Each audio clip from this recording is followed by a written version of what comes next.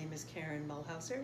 When I was born, it was Karen Weber on the birth certificate, and I was born in Burlington, Vermont, but then spent the next 5 years outside of Austin, Texas. Can you describe a little bit about your family background, including the ethnic background, if that would be helpful to our story? Both of my parents were Caucasian, but there's a very interesting story about my parents. My mother was my father's graduate school professor, which she had a PhD in botany back in the 30s, and so she met my father, her student. They got married when she was 35 and he was 25, and then she had 5 children. That's amazing. That's not the whole story about them, though. She was raised in a strict Protestant church. My father was raised in an Orthodox Jewish home, and they had a wedding in the church from my mother's family. They got married by the Justice of the Peace so that my father's parents were okay with them traveling across the country, married, and then they got married in the synagogue. So, well, that's a beautiful story. It is a beautiful story. Well, I assume that did a lot to shape your life. Well, actually, bringing that story up to today, in 1 week, my husband and I will be having our 50th wedding anniversary. Congratulations. And my sister got married in May 50 years ago, and one of my brothers got married in September 50 years ago. So we're having an amazing family and friends reunion in September for our 150th wedding anniversary. Beautiful. Yeah. How wonderful. All married to the same people.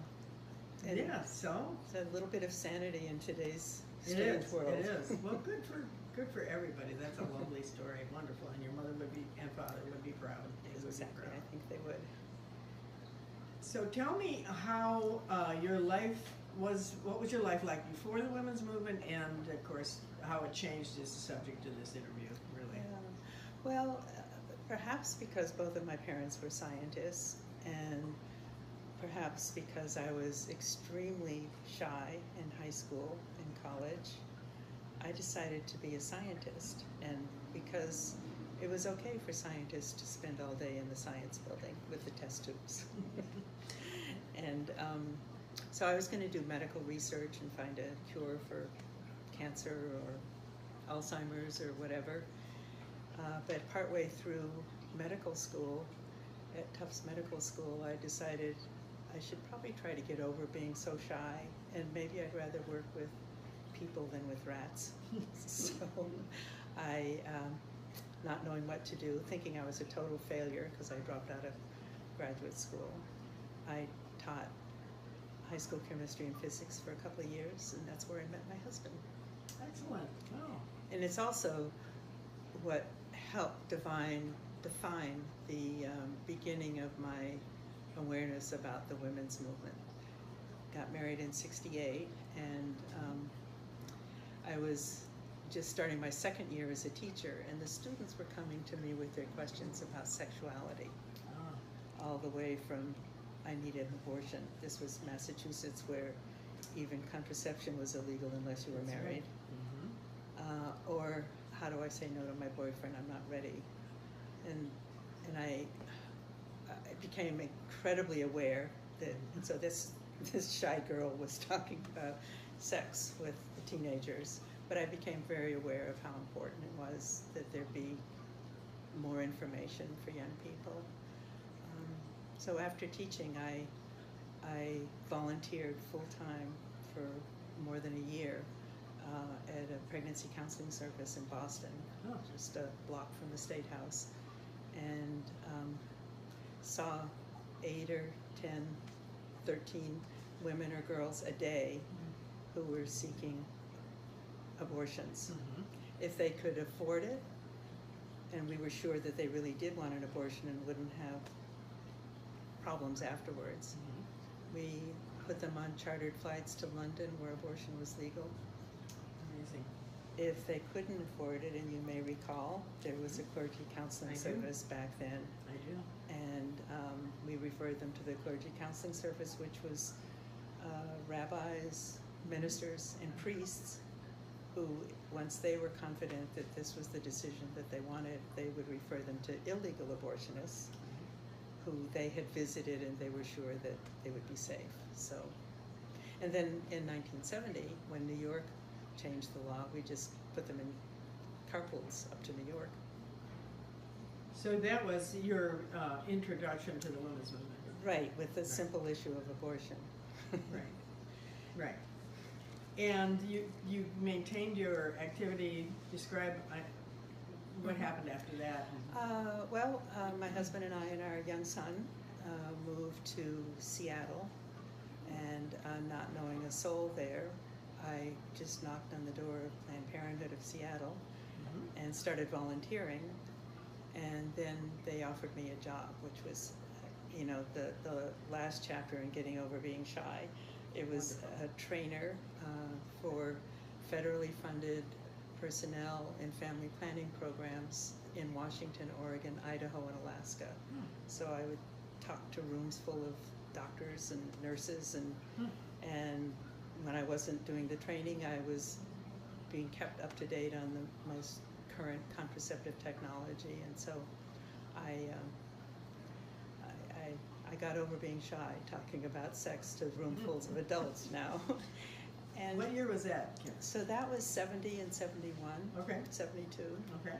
And so I was in Seattle when Roe v. Wade came down. And in those 4 states where I was doing the training, there were different laws. And so we had to change our whole script after Roe v. Wade. Because abortion was to be legal everywhere. I'm sure you were happy to do that. Yes, we were. Yes. That was not a difficult task. Right. And then in 73, we moved to Washington, and this was in the era when women followed their husbands wherever they got a job. Right. But I found that if the doctors and nurses didn't know that I didn't have their degree, they could hear me when I was talking to them and training them. Interesting. If they knew I only had a bachelor's degree, I had to spend the first half hour proving myself. Right. So I was going to go to medical school, and so we were going to be in Washington, D.C. for a year and then go to wherever I got into medical school at the ripe old age of 30, and I was being told that I was too old, and besides I might have another child, and I'm paraphrasing because they didn't really say it this way, but I was hearing it. Exactly. Why would we waste an education on you? Right. They didn't particularly want you probably in medical school in the first place. So. Who knows? Right. I don't know. Women. But they didn't want women that much. But I went to a board meeting of the National Abortion Rights Action League, which actually when they started the meeting, it was still called the National Association for the Repeal of Abortion Laws. Remember that too. NARAL. But after the Supreme Court decision of Roe v. Wade earlier in the year, they had to change their name. So they spent a couple hours figuring out how to keep all of those initials in NARAL. Right. And then they announced that they were going to open a Washington office, so I applied for that job and got it. Wonderful. And it was wonderful and a bit of a surprise.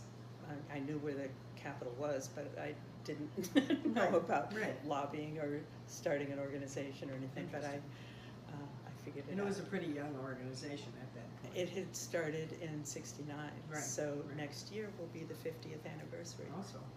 When I started, there were about 2,000 members in NARAL. And the main office was up in New York. And then when I opened the DC office to have a lobbying presence, it grew a bit every year. And in '75, I knew they were going to ask me to, I suspected they were going to ask me to be the executive director and not just the director of the Washington office and move the whole operation down to DC. And I remember standing right there at the kitchen counter with my husband and saying, how do I tell them that they can hire somebody who knows how to do this without them losing confidence in me? Interesting. And he said, you can do this. Good for him. yes, good for him. Everyone should have one of those in the house. Yes, exactly, exactly. And what I did with that support was I called women, because our age cohort, we hadn't really been. How old were you at the time? 33. Okay. We were not really raised, although I had some good examples in my own family, but we weren't raised to think that we were going to run things or be leaders or managers. Right. So I found women Mm-hmm. my age and older who were running nonprofits, and I said, I think Nero's going to ask me to be the director, and I have to succeed, and I've never had a management course, and can I come to you from time to time? Beautiful. And they all said, I've never had a management course. And I don't even think they had nonprofit management courses Right. I back don't then. think they did, right. And so I started a group which lasted for 3 or 4 years.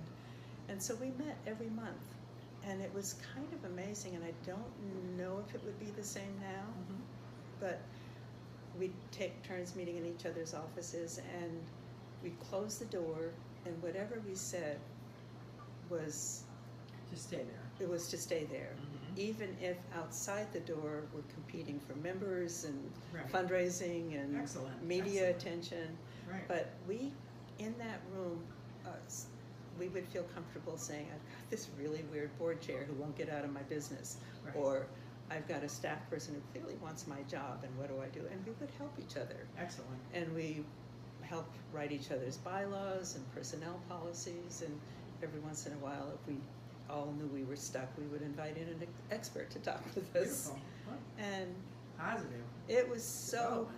good. It was Oh. so, and it was a lesson that I've repeated in many, Mhm. many other ways in the decades since. Excellent. So how long did you stay then as the director of NAREL, and what do you think your major accomplishments were as the president, Okay, as the well, executive director? it was clear that Congress was going to try to make abortion illegal either through a constitutional amendment or Right. in some other way. Right. And so I knew that it was not enough to have smart lobbyists in Washington, D.C. We had to have constituents around the country because the Congress people were going to pay more attention to them. So I learned how to build chapters by bringing on staff who already knew how to do that. And I Had you done grassroots organizing No, before? Or no.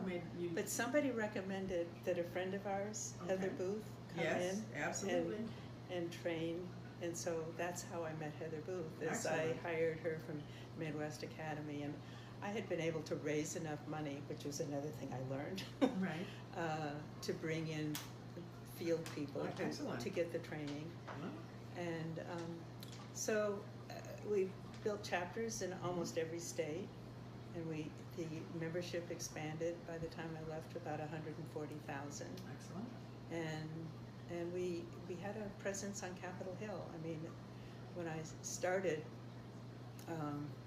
lobbying, members of Congress would say, well, we just don't hear from you all. And so that's Yes. when we built chapters. Yes. And then a couple of years later, I'd go in and they'd say, well, now we're hearing from you, but you're not showing up at elections.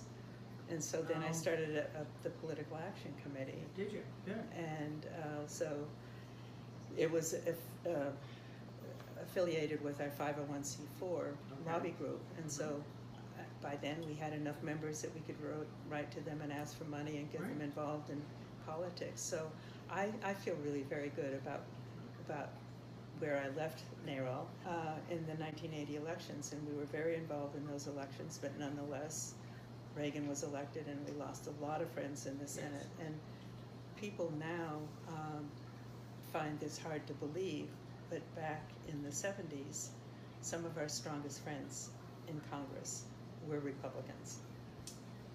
Yes, I remember that.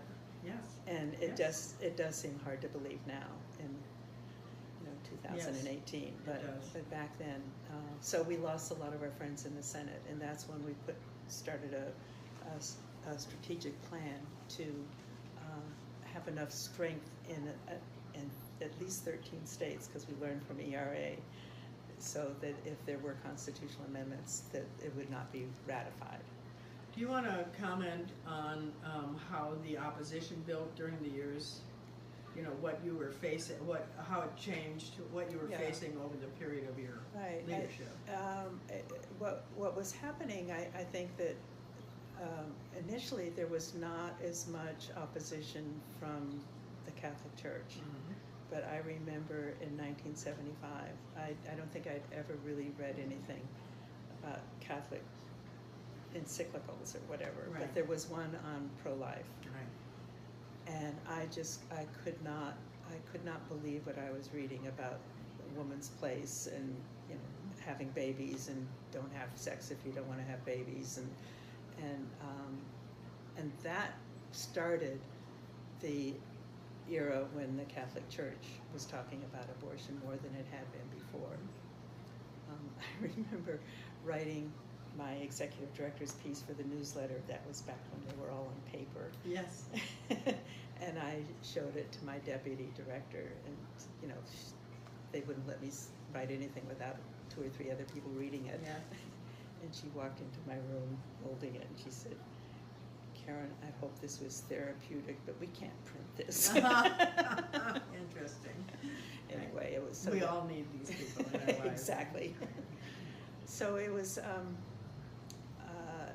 That would be in the mid to late 70s, Right. and then they got organized in the elections in a way that they hadn't been before, and so it was after Reagan was elected, and sort of in '81, I was beginning to get at least as scared as the Soviets were, and I was actually recruited to start a couple of nuclear disarmament organizations. This was in the early '80s, is when a lot of organizations that had nothing to do with peace and security Right. were passing resolutions Uh-huh. opposing the continued production of nuclear weapons, the nuclear freeze movement.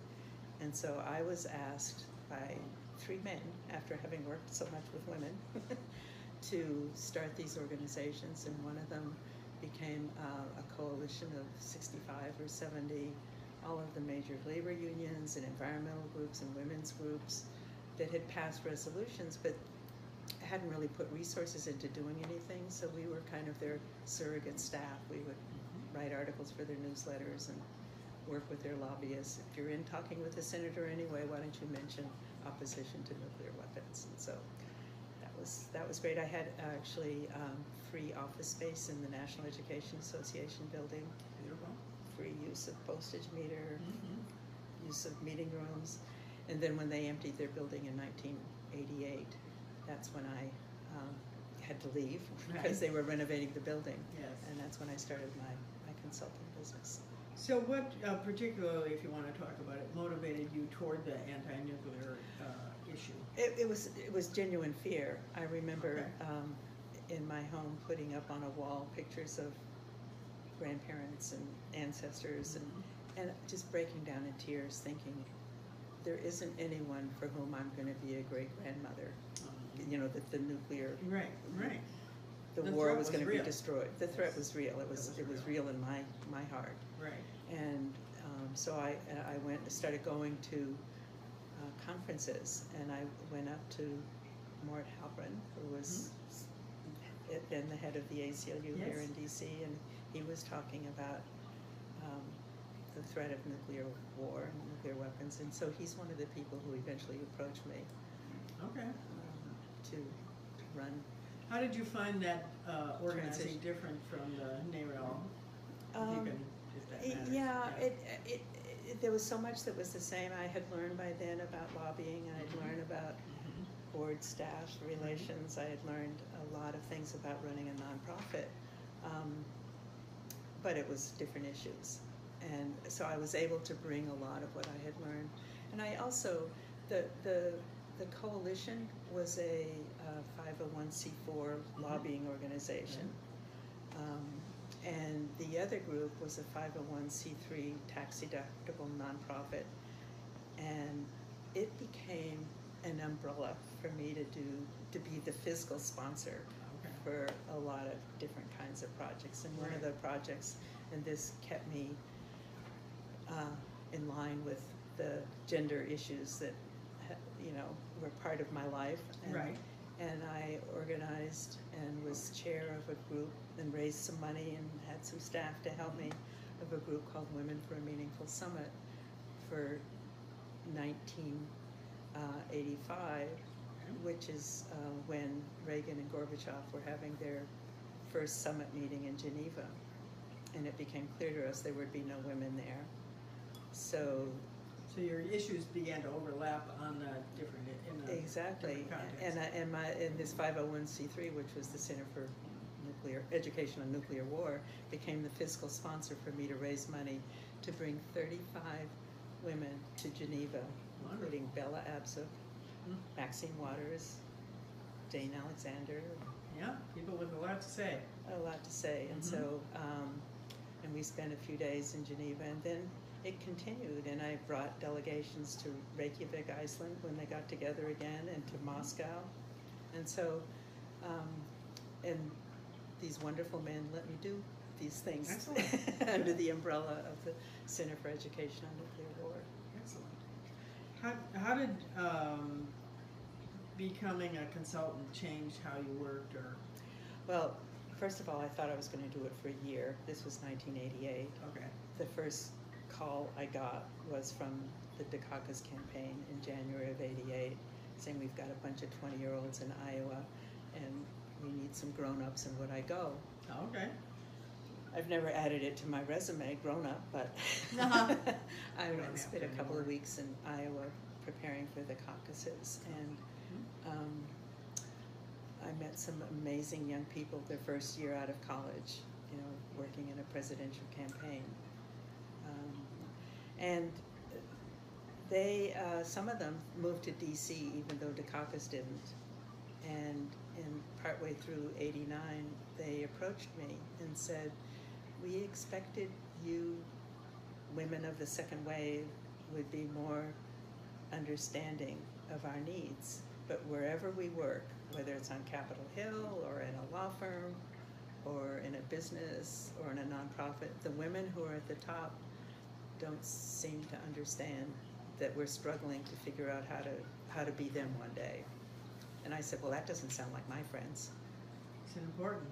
And so I invited 6 or 8 of them and 6 or 8 of my friends to a dinner party.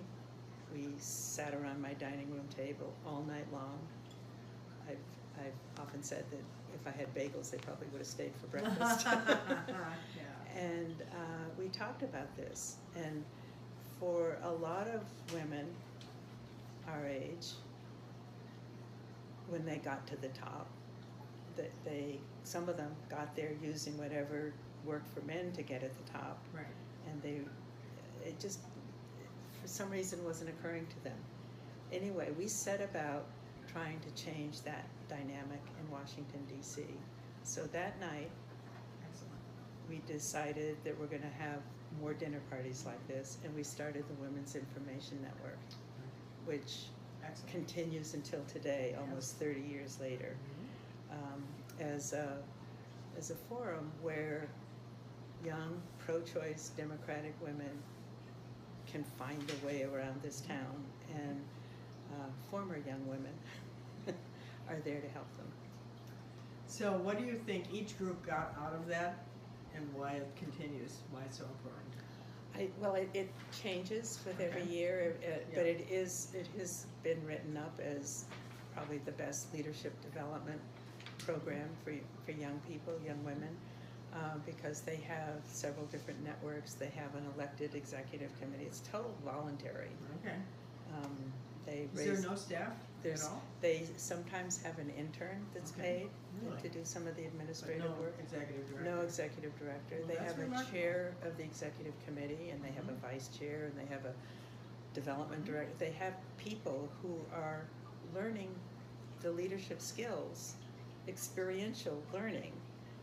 And then there are people on the advisory council like myself who are there to not offer unsolicited advice, like you ought to do it this way. Right, exactly. But be there to give advice if asked. Gotcha. And it's extraordinary. It has between 800 and 1,000 members, and very proud of that. and the women in these positions go on because they got a good start. They learned leadership skills in a safe place because they were all learning together.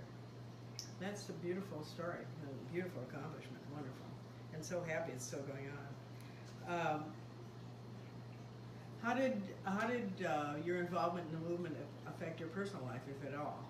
Well, fortunately, I had the good sense to marry a good guy. Yeah, good. Have just one child, and that's one regret. Having grown up in a family of 5 kids, I guess I had always thought I'd have more, but I had pregnancy problems. Okay. And so you know the other side of the issue as well. exactly, Mhm. I really do understand what choice means. Before our son was born, I was pregnant and delivered 3 months early, and that was very hard. And our son was born 2 months early, and I just said, I can't go through that again. Right. Too difficult. Right. Yeah, our son is now 6'5", and no one confuses him with a preemie. But Are there any other areas of activism beyond the women's movement, the peace movement, that you want to talk about that also came out of this life-changing experience? Well, I think something else that's always been important in my life, and it started also back in college, Antioch College, where I took a year abroad. And so being aware of the value of the rest of the world and our place in the rest of the world is something that's been part of my life ever since college. And I studied in Italy for a few months, and then I went on to Nigeria, where you can see pieces of Africa, where I worked for a couple of months in a school that was way out in the bush, and in the morning I'd help make the bricks out of red clay, and in the afternoon teach English. And even though Nigeria is English speaking, that's what they asked me to teach. Right. And then I met up with 3 other Antioch, we called ourselves girls back then, so Antioch girls in Israel, where we started, and Antioch gave us experiential learning credit for 4 months of hitchhiking around the Mediterranean with what we called an experiment in communication without words. Oh. And so we did folk dancing, and actually one of us actually had talent. she sang and played the guitar. Yeah. So that's another whole interview. Yes. It's a long story, but yes. it helped me understand, Right. one, how Americans are seen in other countries, as well as we're not alone, and Right. so it's quite troubling now to see that we're in a time when our president says not only America first, but America only.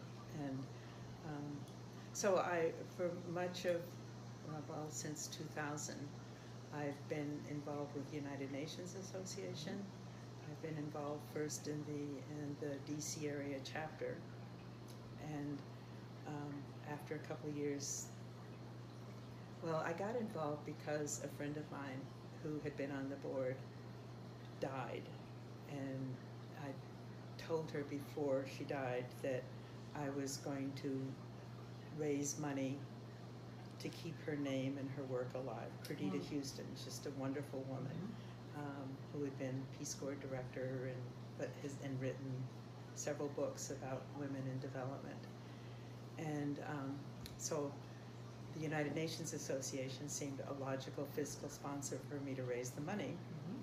And so after they saw that I could raise money, they said, wouldn't you like to be on our board? Yes. And then the next year they asked, wouldn't you like to be our president? And I said, well, I have my conditions.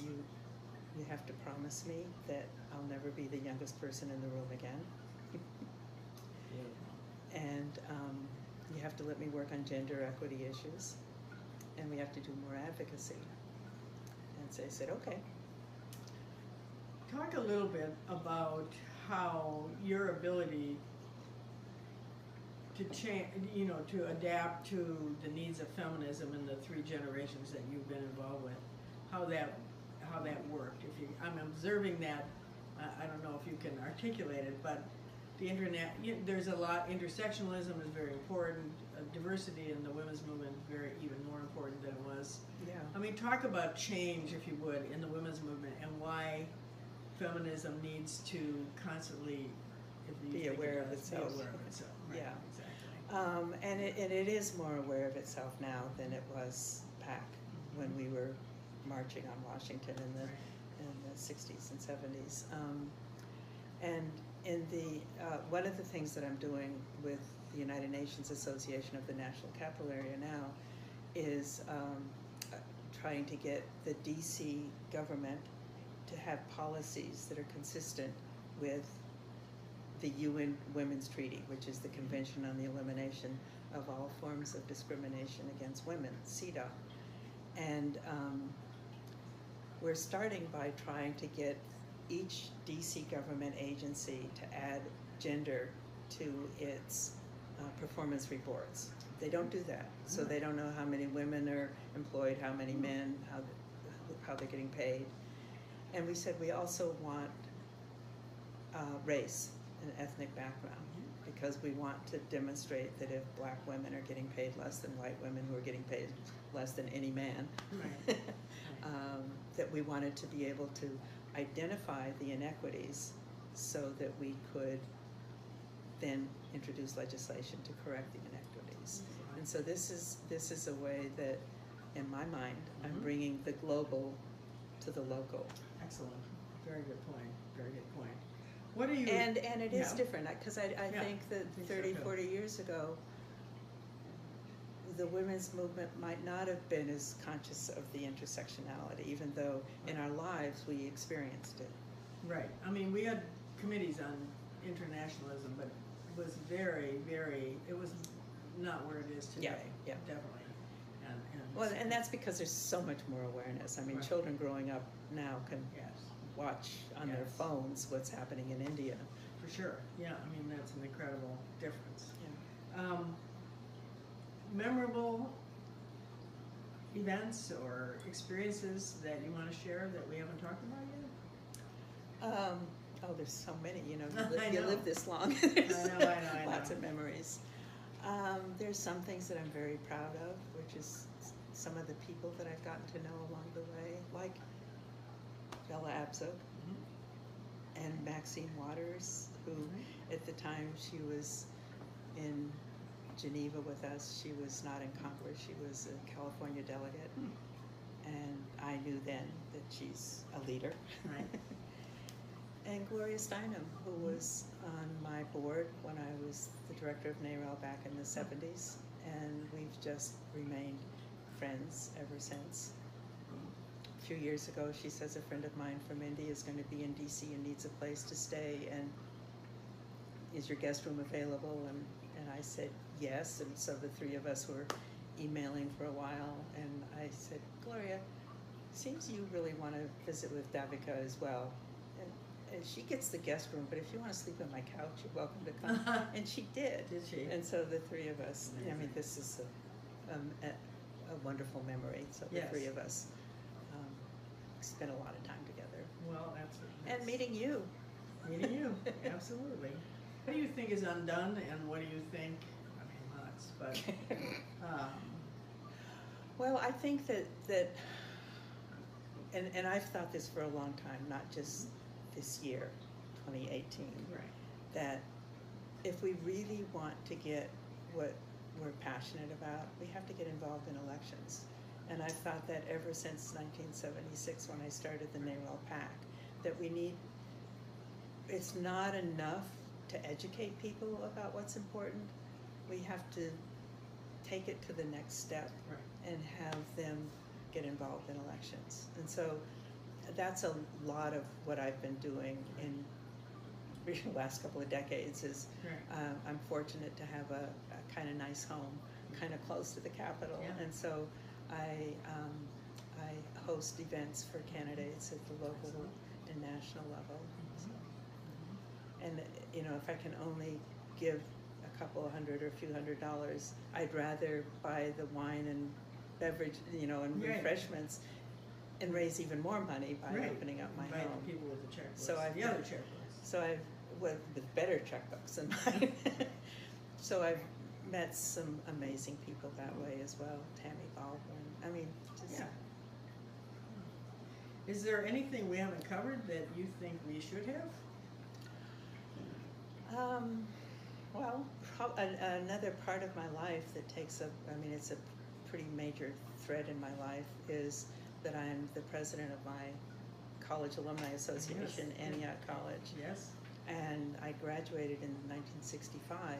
It took me about 20 years before I started paying attention to it again, but some people think now I've never left Antioch, or Antioch never left me. Apparently that's crazy, right? And so I was the president of the Alumni Association back in the 80s, and I'm again the president of the Alumni Association. And Antioch has influenced me in many ways. And I mentioned my experiment in communication without words, but it does genuinely believe that what you learn on a job is as important as what you learn in the classroom. And so it was one of the first, or the first college to require for graduation that students have a certain number of jobs, and they write up that Really? learning experience. Excellent. And so that's been very important to me, and a part of my experiential learning ever since. It's helped me have the courage to say, yes, I can be executive director, gulp, because I That can was a learn big move. through my experience, and so that is an important thread. That's good. I know that because I've attended events that you put together for Veteran Feminists of America. Do you want to talk about the importance of women's history? Oh, it's incredibly important, and it's and I spend probably more than half my time with people far less than half my age. I do spend a lot of time with young people, and they can't believe, Right. even now with what they're hearing out of the White House, Right. that abortion wouldn't be available, or Right. they're beginning to believe it. Right. Right. but that what it was like Right. before. Right. And so it's important to pass that on. It's like, I don't know, women in the 30s or 40s. What do you mean women couldn't vote? Exactly. Right. So it's important to know this struggle, and that it continues, because women are not yet equal in so many ways. Although there's been incredible progress. I mean, when I was graduating from college, a lot of my friends who wanted to go to law school, it just wasn't happening. But now most of the graduates are Right. from law school are Right. women. So Right. it's important to look at the measures of progress Yes. when we look at how much further we have to go, but we have a lot further to go. Right. And elections is the way to do it, I think. Right. Well, hopefully this year we're going to see some significant changes. Hopefully. Well, you have covered a lot of territory, and I think we're up to date on what you're doing in your current life as an activist and how you continue to inspire people. Is there anything that I've forgotten that you would like? Well, there are a few things, Okay. little quirky things Okay. that I do that Yes. might be of interest. In 1999, my husband and I went to see our friend Perdita Houston that I mentioned earlier, Yeah. who was the Peace Corps director in Mali. And she said, get out of Bamako, go see this beautiful country. And she found us a driver, and we drove over the whole beautiful country. And I met an amazing man. People called him Peace Corps Baba because when he was 15, he worked for the Peace Corps, and he learned English. He's never had a day of formal education, but he speaks 7 languages. Oh, goodness. He makes beautiful jewelry. Yes, I see that. And so we visited with him when we were in Mali, and without thinking I'd ever see him again in my life, I said, if you ever come to the United States, let us return this hospitality. And he's been coming every year since, bringing bags of jewelry, and I invite my my friends over, we drink wine and go shopping, and when I can wire him $5,000, that money goes so much further than it does here. I'm sure. And so, Nice. so that's one lovely. little That's nice lovely. thing Right. that most people don't know. Another is that every November after Thanksgiving, I make a gingerbread house. And I've been doing this since my now 40-year-old niece was 5 years old. And we did it together that first time. And it's kind of therapeutic. It kind of gets me ready for winter. Interesting. And they're big. Big. They're big. Mhm. And so, like the White House or the Capitol. One year I made the Pentagon, and somebody who won the raffle brought it later that evening to a fundraiser for Ron Dellums, who with great glee destroyed it. Oh, that's wonderful. And they all ate gingerbread. That's funny. So, and then what I do is I raffle them off online and raise money for one of my causes. Last year I made the Capitol, because I knew we were going to take back both houses this year. And We're counting on you. Yes. and I raised $1,000 or so for NARO. So Excellent. Wonderful. So the work goes on. There's The no work question goes on, about that. yeah. And we didn't emphasize it, but it's in the discussion, the fundraising, how important having women who can do that Absolutely. fundraising work and not be too shy about it is really critical. Well, it's to not be too shy about anything, and this is the shy girl who grew Right. up on a farm. Right, you know, right. To just, and the more we do it, the easier it comes. Yes, So. yes. And that's what's part of what's so wonderful about WIN, Mhm. is that they support each other as Yes. they're Yes, learning to stand up in front of a group and talk. beautiful. Well, Karen, thank you so much. Well, I Mary Jane, so thank you. appreciate It's this.